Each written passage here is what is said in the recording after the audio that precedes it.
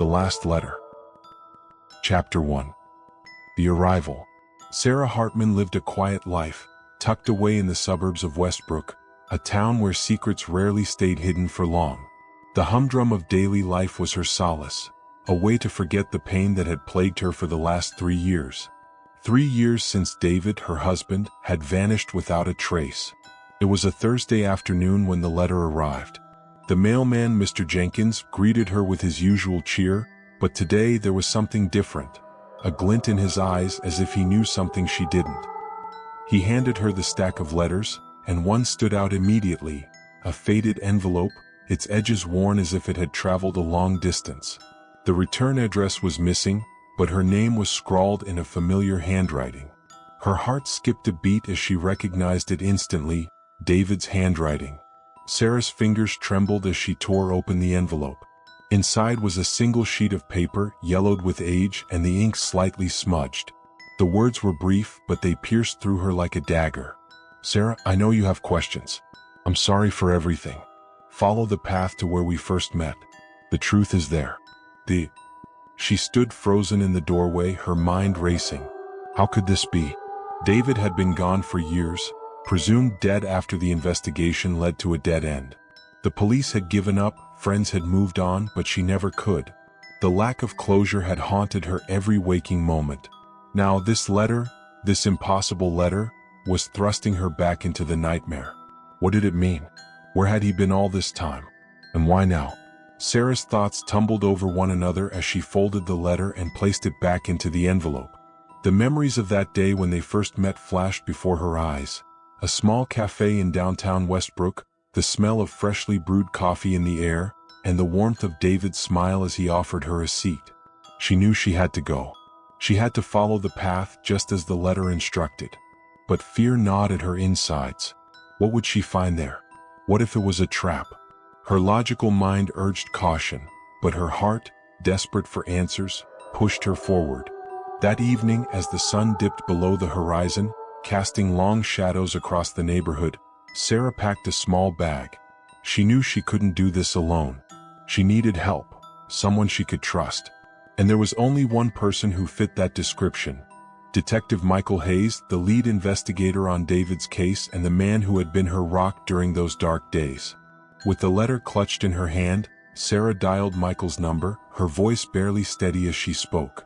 "Michael, it's Sarah. I need your help. David, he's alive. Or at least I think he is. I got a letter." There was a long pause on the other end before Michael responded, his tone laced with disbelief and concern. "A letter? Sarah, that's impossible. You know we searched everywhere. There was nothing." "I know what it sounds like," she interrupted, "but it's his handwriting, Michael. I'm sure of it. Please, I need you to come with me." Michael hesitated, the weight of the situation evident in his voice. "All right, Sarah. Where do we need to go?" She took a deep breath, the memories of that cafe day flooding back. "To the place where we first met." Chapter 2. The cafe. The small cafe in downtown Westbrook hadn't changed much in the years since Sarah and David first met there. The bell above the door jingled softly as she and Michael stepped inside, the scent of freshly brewed coffee greeting them like an old friend. The familiarity of the place brought a wave of nostalgia, but it was tinged with a sense of unease that settled deep in Sarah's gut. Michael scanned the room, his detective instincts on high alert.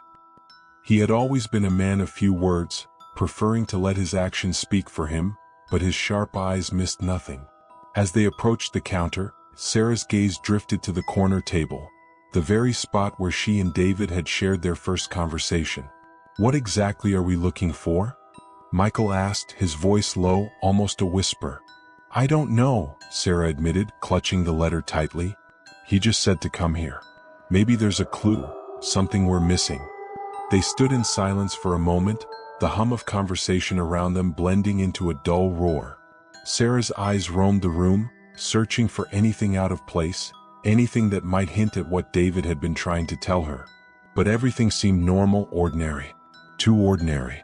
A waitress approached, her smile warm and inviting. "Can I get you folks something to drink?" Sarah hesitated, her mind racing.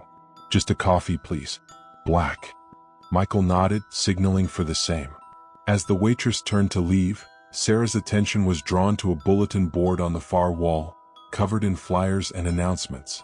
One in particular caught her eye, a simple piece of paper with a message scrawled in black ink. For those who seek the truth, follow the signs. Her heart skipped a beat. Could this be what David meant? Michael, she whispered, nodding towards the board. Look at that. He followed her gaze, his expression hardening as he read the note. It could be nothing, but it's worth a shot. They approached the board, examining the paper more closely. The handwriting wasn't David's, but there was something about it that felt familiar. It was almost as if it was meant for her, specifically. Beneath the note was a small map, sketched out in simple lines. It depicted a series of locations around town, each marked with an X. The cafe was the starting point, but the path it outlined seemed to lead towards the outskirts of Westbrook, to a place Sarah had never been before. This must be it, she said, her voice trembling with a mix of excitement and fear. He wants us to follow this map.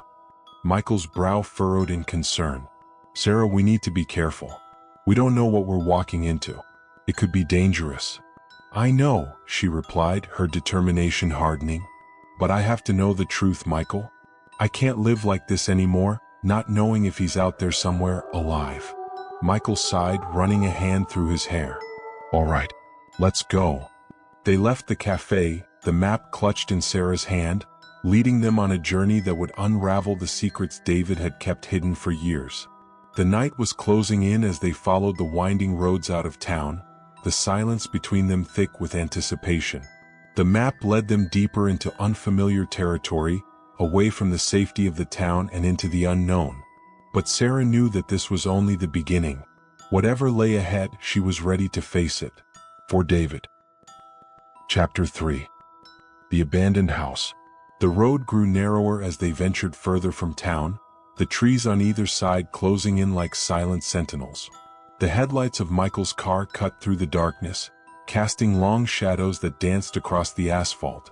The map had led them here, to the outskirts of Westbrook, where the town's influence faded into wilderness. This is it, Michael said, pulling over to the side of the road. The tires crunched on the gravel as they came to a stop in front of an old, dilapidated house. It was the kind of place that seemed forgotten by time, with peeling paint, broken windows, and a sagging roof. The air was thick with the scent of decay and something else, something unsettling that made the hairs on the back of Sarah's neck stand on end. Sarah peered out the window, her heart pounding in her chest. The house looked like it hadn't been inhabited in years, yet the map had clearly marked this spot as their destination. "Are you sure this is the right place?" she asked, doubt creeping into her voice. Michael nodded, his gaze fixed on the house. "This is where the map leads. But we should be careful. We don't know what's inside." They stepped out of the car, the cool night air biting at their skin. Michael reached into the glove compartment and pulled out a flashlight, its beams slicing through the darkness. As they approached the front door, the wooden steps creaked under their weight, each groan echoing through the night. Sarah hesitated at the threshold, her instincts screaming at her to turn back. But the thought of David, of finally finding him, or at least the truth, pushed her forward. Michael tried the door, and to their surprise, it swung open with a low, ominous creak. Inside, the house was eerily silent. The floor was covered in dust, and the air was stale as if it hadn't been disturbed in years. Cobwebs hung in the corners, and the furniture was draped in white sheets, giving the place an almost ghostly appearance. But what struck Sarah the most was the overwhelming sense of abandonment, as if the house itself had given up long ago. Michael led the way, his flashlight casting eerie shadows on the walls. They moved cautiously through the rooms, searching for any sign of what David might have left behind. But there was nothing, no clues, no messages, nothing that pointed to why they were there. Frustration began to build in Sarah's chest. "Why would he send us here?" she muttered, more to herself than to Michael. "There's nothing here." Michael didn't respond, his focus on the task at hand. He opened a door at the end of the hallway, revealing a narrow staircase leading down into the basement. The air that wafted up was damp and musty, tinged with a faint metallic smell that set Sarah's nerves on edge. "I think we should check down there," Michael said, his voice grim. If there's anything to find, it'll be in the basement. Sarah swallowed hard, nodding in agreement. The basement. It was the last place she wanted to go, but she knew they had no choice. With each step down the creaking stairs, the sense of dread deepened. The basement was pitch black, and the sound of dripping water echoed through the space, amplifying the eerie atmosphere. When they reached the bottom, Michael's flashlight flickered briefly before stabilizing, illuminating the room. It was a typical basement, concrete walls, exposed pipes, and a dirt floor. But in the corner, something caught Sarah's eye, a large, old-fashioned trunk, partially hidden by a sheet of dust-covered plastic. "There," she whispered, pointing towards it. They approached the trunk cautiously, Michael lifting the plastic away to reveal its surface. The trunk was locked, the metal latch rusted and worn. Without a word, Michael pulled out a small toolkit from his pocket and began working on the lock. It took only a few minutes before the latch gave way with a loud snap. Sarah held her breath as Michael slowly lifted the lid, revealing the contents inside. At first, it seemed like nothing more than a collection of old, forgotten items. A few books, some clothes, and a bundle of letters tied with a red ribbon. But then Sarah's eyes landed on something that made her blood run cold. It was a photograph, black and white, showing a young couple standing in front of the very house they were in. The woman was smiling, her arm wrapped around the man's waist. But it wasn't the couple that terrified Sarah. It was the man standing next to them, a dark figure in the background, his face obscured by a wide-brimmed hat. Even in the faded photo, his presence was menacing, his posture threatening. And Sarah recognized him immediately. It was David. The realization hit her like a punch to the gut. What was David doing in this photograph? And why did he look so different, so cold, so sinister? Her mind raced with possibilities, none of them comforting.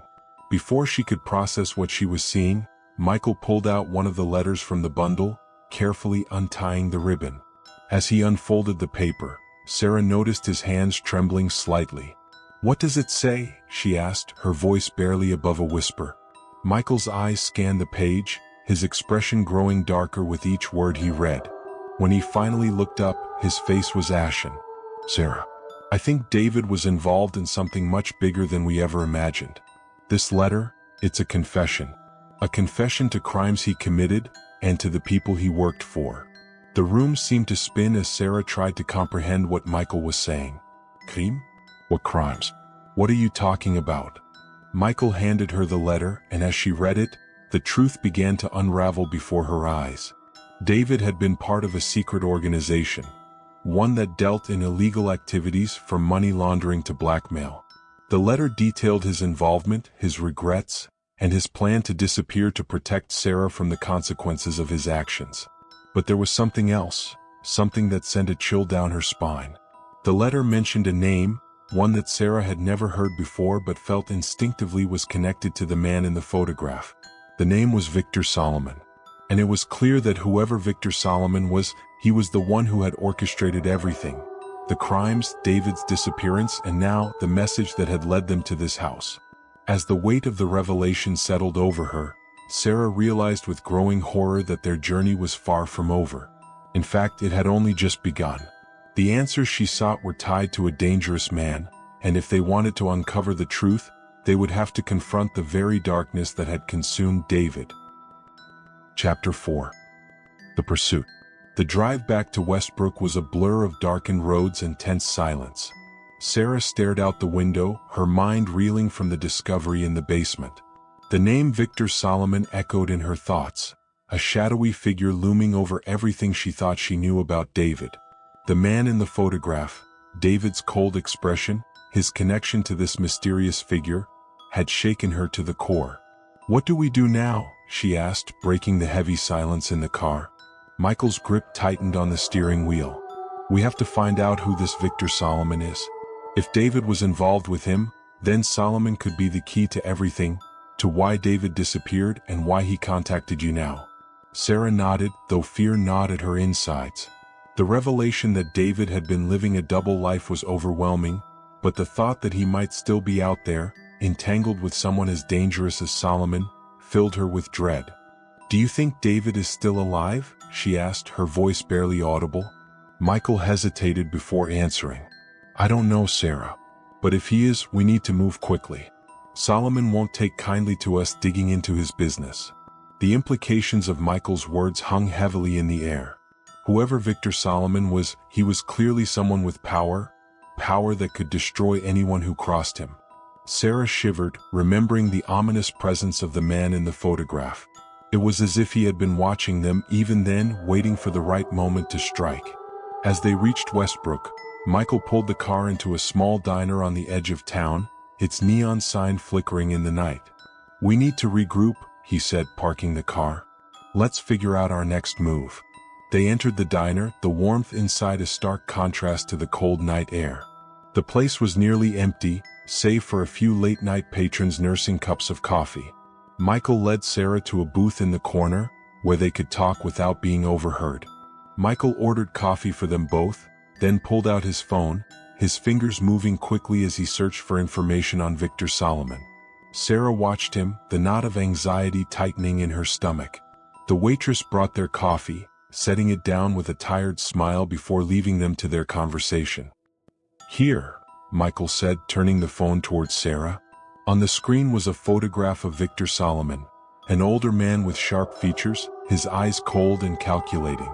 The article accompanying the photo described him as a wealthy businessman with ties to organized crime, a man who had built his empire through a combination of ruthless ambition and criminal connections. He's dangerous, Michael said, his voice grim. If David got involved with this guy, it's no wonder he had to disappear. Solomon doesn't leave loose ends. Sarah's hands shook as she held the phone, the weight of the situation pressing down on her. What if David is one of those loose ends? What if Solomon already found him? Michael reached across the table, placing a reassuring hand over hers. We don't know that. David left you that letter for a reason. He wanted you to find something, to know the truth. We just have to keep following the trail. But where does it lead? Sarah asked, her voice trembling. We have nothing, just a name and a photograph. Michael's eyes narrowed, his mind working through the possibilities. We start by finding out more about Solomon. His business, his associates, anything that might give us a clue about where David could be or what Solomon's next move might be. If Solomon is as powerful as he seems, there has to be a network of people working for him. As they discussed their plan, Sarah couldn't shake the feeling that they were being watched. The paranoia had set in the moment they left that house, and now it gnawed at her with every passing minute. Her eyes darted to the windows, scanning the darkness beyond for any sign of movement. But the night remained still, the only sounds those of the clinking dishes and murmured conversations of the diner. Yet the sense of unease wouldn't leave her. Michael, she said softly, what if Solomon already knows we're looking for him? What if he's watching us right now? Michael's expression darkened, but he didn't dismiss her concerns. It's possible, he admitted. We need to be careful, Sarah. From now on, we can't trust anyone but ourselves. The gravity of the situation was sinking in. They were up against a man with vast resources and no moral boundaries. A man who wouldn't hesitate to eliminate anyone who threatened his empire. The thought of what they might uncover and the dangers they would face sent a chill down her spine. As they left the diner, Michael's phone buzzed with a new message. He glanced at it and then frowned. It's from an old contact of mine, he said. Someone who might know something about Solomon. He wants to meet, now. Where? Sarah asked, her nerves on edge. An old warehouse on the outskirts of town. He says it's urgent. Sarah's heart raced. An empty warehouse in the middle of the night, everything about it screamed danger. But they were running out of options, and if this contact had information that could lead them to David, they couldn't afford to ignore it. Let's go, she said, her voice filled with determination despite the fear gnawing at her.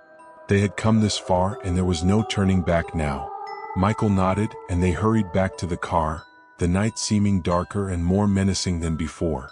As they drove towards the outskirts of Westbrook, the streets grew desolate, the buildings fewer and farther between. The warehouse loomed ahead, a shadowy structure on the edge of town, surrounded by empty lots and rusting fences. It was the perfect place for a trap, and Sarah's anxiety grew with each passing second. They parked a short distance away, choosing to approach on foot.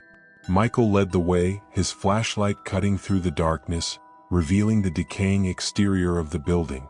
The door was ajar, a faint light seeping through the gap. "Stay behind me," Michael whispered, his voice tense. They slipped inside, the door creaking ominously as it swung open. The interior was a maze of metal beams and concrete floors, with stacks of crates lining the walls. The air was cold and damp, and every sound seemed to echo through the cavernous space. As they moved deeper into the warehouse, a figure stepped out from the shadows. "Michael Hayes," the man said, his voice low and gravelly. He was tall, with a lean build and a face that spoke of years spent navigating the criminal underworld. "You're a hard man to track down." "I could say the same about you, Mason," Michael replied, his tone wary. "What do you have for us?" Mason glanced at Sarah, his eyes narrowing with curiosity. "You must be the wife, David Hartman's wife." Sarah nodded, though her throat was tight with fear. "I've heard things," Mason continued, his gaze shifting back to Michael. "Things about Solomon, about what he's been up to lately. If your husband was involved with him, it's not looking good. Solomon's been cleaning house, eliminating anyone who could be a liability." Sarah's heart sank. "So, David?" Mason shook his head. "I don't know. But if he's still alive, he's on borrowed time. Solomon doesn't leave witnesses." "Do you know where Solomon is?" Michael asked, his voice hard. Mason hesitated, then nodded. "He's been laying low, but I've got a location, an old estate he owns out in the woods. It's where he handles sensitive matters." Michael's eyes met Sarah's, and she could see the determination in them. This was it, their chance to find David, or at least the answers they needed. But it was also a trap, one they might not walk away from. "You realize what you're up against, right?" Mason warned, his tone serious. "Solomon won't go down without a fight. You go after him, you better be ready for war." Sarah took a deep breath, her resolve hardening. "We're ready." With the address in hand, they left the warehouse, the gravity of what lay ahead settling over them like a heavy shroud. The road to Solomon's estate was long and dangerous, but Sarah knew they had no choice. The truth was within reach, buried in the shadows of a man who had ruined so many lives, and she was prepared to face whatever horrors awaited them to uncover it. Chapter 5. The Estate. The drive to Victor Solomon's estate felt like a journey into the heart of darkness. The winding road led them deeper into the forest, where the trees grew tall and thick, their branches entwined like gnarled fingers blocking out the moonlight. The only sounds were the hum of the engine and the occasional rustle of leaves as the wind whispered through the woods. Sarah sat in silence, her thoughts a tangled mess of fear and determination. Michael's face was set in a grim mask, his eyes focused on the road ahead. The tension in the car was palpable, a silent acknowledgement of the danger they were about to face. Finally, the estate came into view, a sprawling mansion hidden deep within the forest, its high walls and iron gates a testament to the power and wealth of the man who lived there. The building was dark, save for a few dim lights that flickered in the windows, casting eerie shadows across the grounds. Michael parked the car a short distance away behind a cluster of trees. "We'll go in on foot," he said, his voice low. "We need to be quiet. If Solomon has security, we don't want to alert them." Sarah nodded, her heart pounding in her chest. She followed Michael as they approached the estate, their footsteps silent on the forest floor. The air was thick with tension, every shadow seeming to hide a potential threat. When they reached the gates, Michael pulled out a pair of wire cutters and quickly worked through the chains securing them. The gate creaked as it swung open, and they slipped inside, keeping low as they crossed the expanse of lawn towards the mansion. The closer they got, the more imposing the building became. It loomed over them like a fortress, its stone walls cold and unyielding. Michael led the way to a side door, his movements precise and practiced. He tried the handle, and to their surprise it wasn't locked. "They're not expecting visitors," he muttered, pushing the door open just enough for them to slip inside. The interior of the mansion was as cold and dark as the outside. The hallways were lined with expensive paintings and sculptures, but the opulence did nothing to soften the oppressive atmosphere. It felt as though the walls were closing in around them, the air thick with the weight of secrets long buried. Michael motioned for Sarah to follow him as they crept through the mansion, avoiding the main corridors and sticking to the shadows. The place was eerily silent, but every creak of the floorboards set Sarah's nerves on edge. They reached a large room near the back of the mansion, a study filled with bookshelves and heavy antique furniture. A fireplace crackled softly in the corner, the flames casting flickering light across the room. On the far wall, a portrait of a man hung in a gilded frame. It was Victor Solomon, his piercing eyes seeming to follow them as they entered. "This must be where Solomon conducts his business," Michael whispered, scanning the room for any clues. Sarah approached the desk, her fingers brushing against the polished wood. Papers were scattered across the surface, and among them she spotted something that made her heart skip a beat. A photograph partially hidden beneath a stack of documents. She pulled it out and stared at it in shock. It was a recent picture of David, standing in front of the same estate they were now in. He looked older, more haggard, but it was unmistakably him. "Michael, look," she said, holding up the photo. Michael's eyes widened as he saw it. He was here. Recently. Sarah's mind raced. If David had been here, then he might still be somewhere on the estate. But why? Why had Solomon kept him alive? What did he want with David? Before she could voice her questions, the sound of footsteps echoed down the hallway. Michael's head snapped up, and he motioned for Sarah to hide. They ducked behind a large bookshelf just as the door to the study opened. A tall, imposing figure stepped into the room, his silhouette illuminated by the firelight. It was Victor Solomon.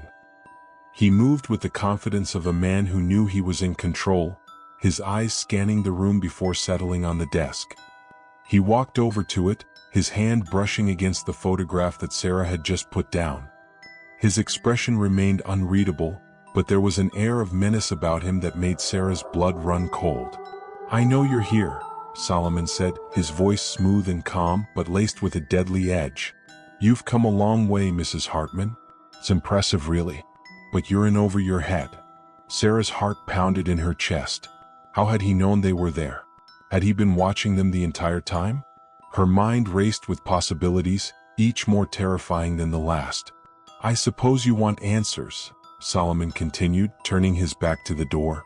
"You want to know what happened to your husband, why he disappeared. The truth is, it was inevitable. David made a choice, a dangerous one, and now you've made yours." Michael tensed beside her, his hand inching towards the gun holstered at his side. But before he could move, the sound of a gun cocking echoed through the room. Sarah's breath caught in her throat as she realized they were surrounded. Several armed men had entered the study, their weapons trained on her and Michael. "Come out," Solomon commanded, his voice leaving no room for defiance. Michael glanced at Sarah, his expression filled with regret. They had no choice.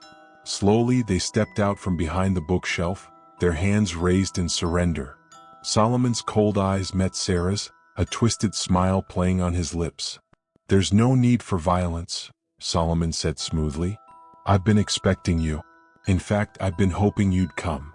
Sarah's heart pounded as she tried to comprehend his words. This was a trap, one they had walked right into. But why? What did Solomon want from her? "You see," Solomon continued, "David and I had unfinished business. And now you're going to help me finish it. What do you want?" Sarah demanded, her voice shaking despite her efforts to remain calm. Solomon's smile widened, but it didn't reach his eyes. "I want what I've always wanted, Mrs. Hartman. Control. Your husband had something that belongs to me and I'm going to get it back.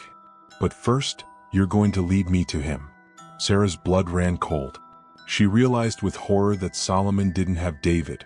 He was using her to find him. And if she failed, David's life and hers would be forfeit. Michael's hand tightened around his gun, but Solomon's men were faster. Before either of them could react, the butt of a rifle struck Michael across the head, sending him crumpling to the floor. Sarah screamed, rushing to his side, but Solomon's men pulled her away, their grip unyielding. "Don't worry," Solomon said, his voice dripping with malice. "You'll be reunited with your husband soon enough. But first, you're going to tell me everything you know." As the darkness closed in around her, Sarah realized with growing dread that they were at Solomon's mercy.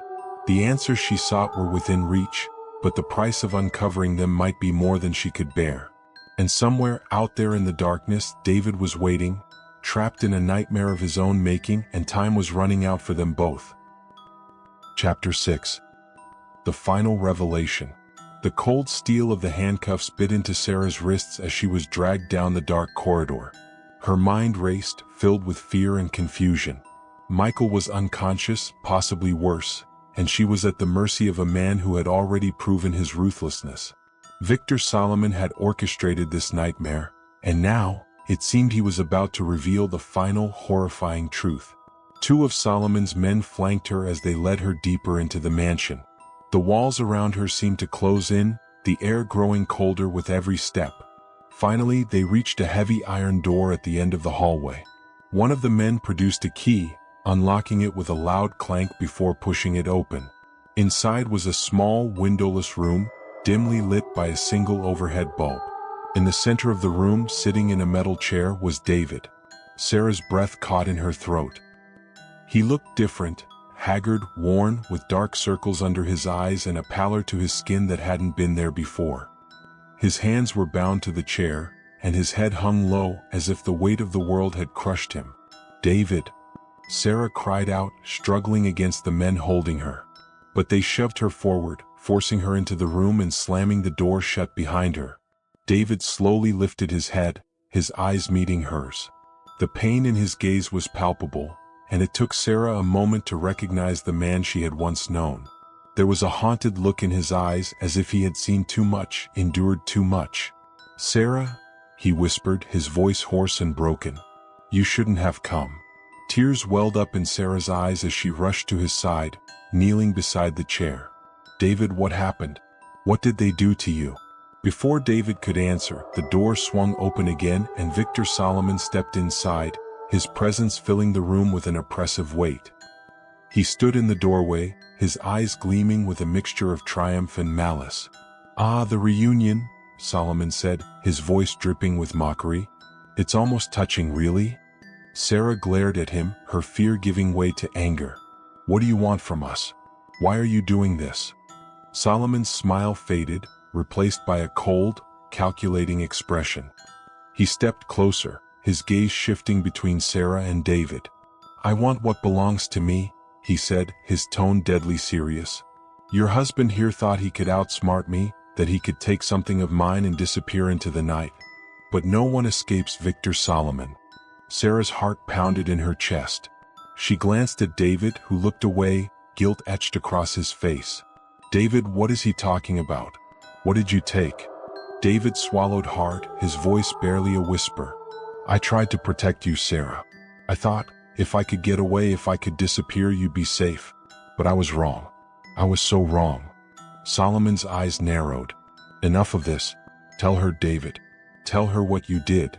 David closed his eyes, a deep sigh escaping his lips. When he spoke again, his voice was filled with sorrow. "I was working for Solomon. I did things I'm not proud of. But I saw an opportunity to escape. I took something from him, information, files, records of all his dealings. I thought I could use it as leverage to buy our freedom." Sarah's blood ran cold. "Leverage? David, do you have any idea what you've done?" "I know," David replied, his voice breaking. "I know I've put us both in danger. But I didn't know what else to do. I was desperate, Sarah. I just wanted to get out." Solomon watched them with a predatory gleam in his eyes. "And now I want it back. All of it. The files, the records, everything. You give it to me and maybe, just maybe, I'll let you both walk out of here alive." Sarah's mind raced, trying to process everything. The files, whatever David had stolen from Solomon, were their only bargaining chip. But how could they possibly trust this man, a man who had already shown he was willing to go to any lengths to get what he wanted? "Why should we believe you?" Sarah demanded, her voice shaking with a mixture of fear and defiance. "You could just kill us both and take what you want." Solomon's smile was chilling. "True. But I'm a businessman, Mrs. Hartman. I don't kill needlessly. Give me what I want, and I'll have no reason to harm you." David looked at Sarah, his eyes pleading. "Sarah, I know where the files are. I hid them before Solomon's men found me. If we give them to him, maybe we can still get out of this. Where are they? Solomon asked, his tone leaving no room for hesitation. David hesitated, glancing at Sarah one last time. In a safe. At the cabin near the lake. The code is November 23, 89. Solomon's eyes flashed with triumph. He turned to one of his men, who had been standing silently in the corner. Go. Bring them to me. Now. The man nodded and hurried out of the room. Solomon turned back to David and Sarah, his smile returning. You've made the right choice. Now we wait. The minutes ticked by in agonizing silence. Sarah stayed by David's side, her mind racing with fear and uncertainty. She didn't trust Solomon, not for a second, but what choice did they have? They were trapped with no way out. Finally, the door opened again and the man returned carrying a black briefcase. He handed it to Solomon, who opened it with a satisfied smile. Inside were stacks of documents, neatly organized and labeled.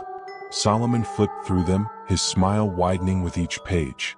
Perfect, he murmured, snapping the briefcase shut. Now, as promised, your freedom. Sarah's heart leapt with hope, but it was quickly dashed by the sound of a gun cocking. Solomon's men had their weapons trained on them once more, their expressions cold and unyielding. Solomon's smile turned cruel. Did you really think I'd let you walk away? After everything your husband did, after the mess he made of my operations? No, Mrs. Hartman. I'm afraid there are no happy endings here. David struggled against his bonds, his voice filled with desperation. Please, Solomon, don't do this.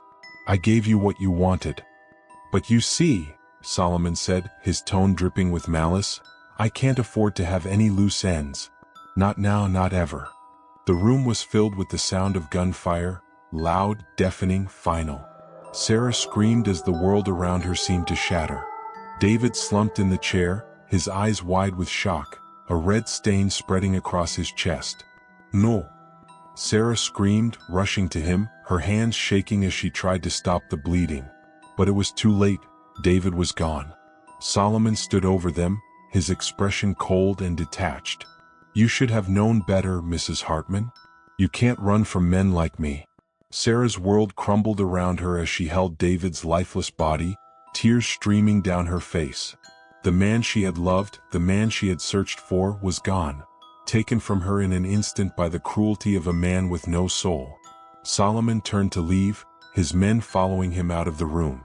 As they stepped through the door, Solomon paused, glancing back at Sarah one last time. You have my condolences, he said with mock sincerity, but this is the way of the world. And now, you know the truth.